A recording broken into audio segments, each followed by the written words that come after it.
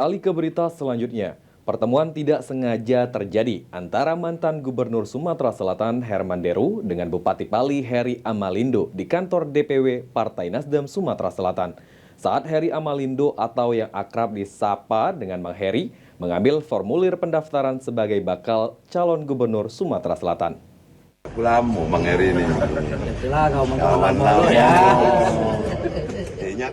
Seperti inilah momen pertemuan dua tokoh politik, Herman Deru dan Heri Amalindo, di kantor DPW Nasdem Sumatera Selatan.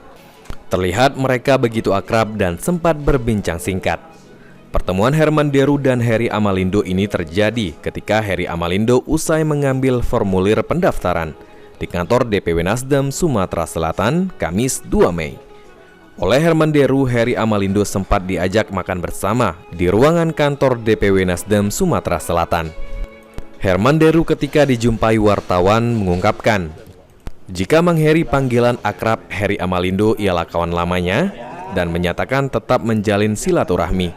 Terkait apakah akan maju bersama di Pilkada Sumsel mendatang, Herman Deru mengungkapkan jika semua cair dan tidak ada kekaku-kakuan. Semua cair, jadi tidak ada yang kaku-kakuan.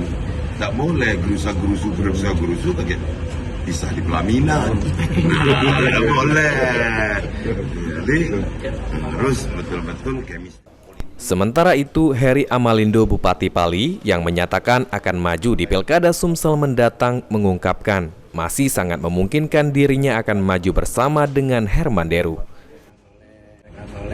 Bang Deru tadi bahwa politik itu dinamis. Jangan sampai kita ada punya terkotak-kotak. Contoh hari ini kami tetap tiap partai punya mekanisme tersendiri.